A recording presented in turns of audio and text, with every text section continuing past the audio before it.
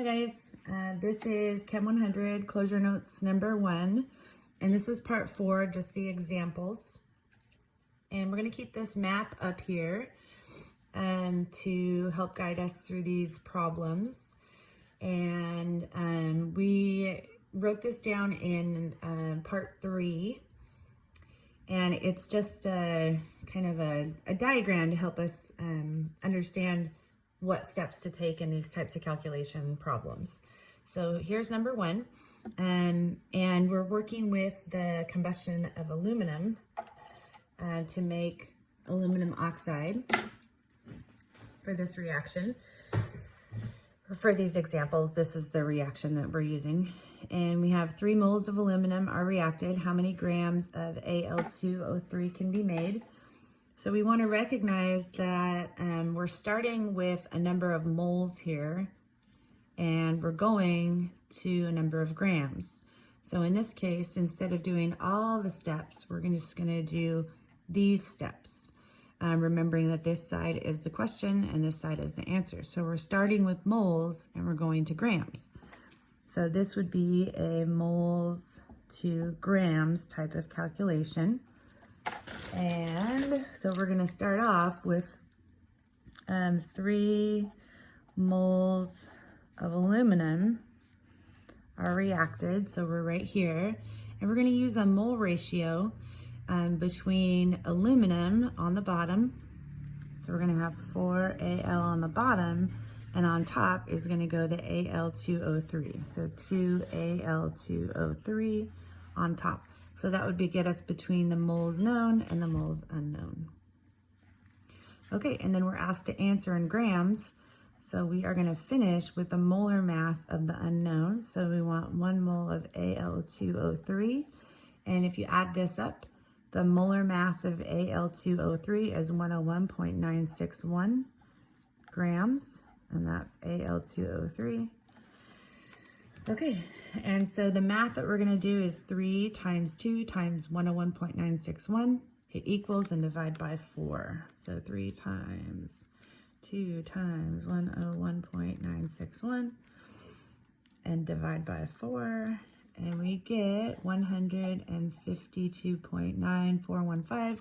We have 3 sig figs here, so we're going to answer with 3 sig figs, 153 grams of aluminum oxide.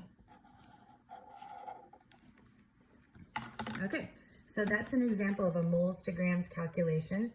So again, we're just doing the moles to moles and then the moles to grams.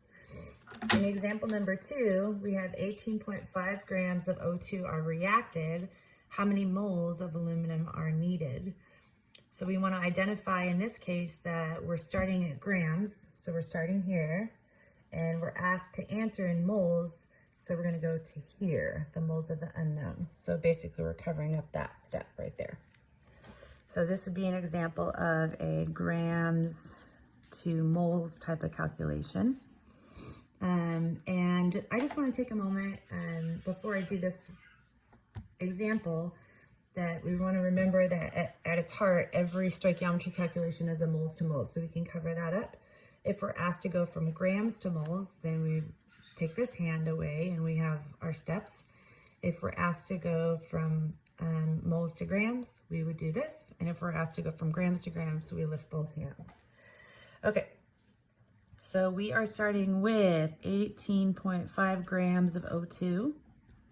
And our first step, since we're at grams, is to convert the grams of O2 to moles. So we're going to have 1 mole of O2. And we'll use the molar mass of O2, 31.998. And that would get us from grams to moles. And then we're just going to do one more step to get from moles of oxygen to moles of aluminum. So we're going to have our 3 moles of oxygen and our 4 moles of aluminum. And so that would get us to the moles of the unknown, which is the aluminum.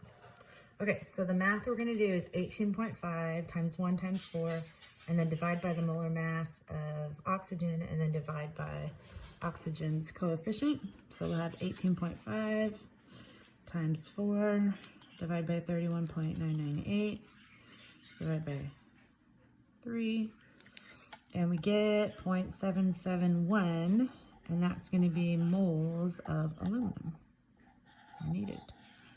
So that would be an example of a, grams to moles calculation. Oh, good. My battery went low.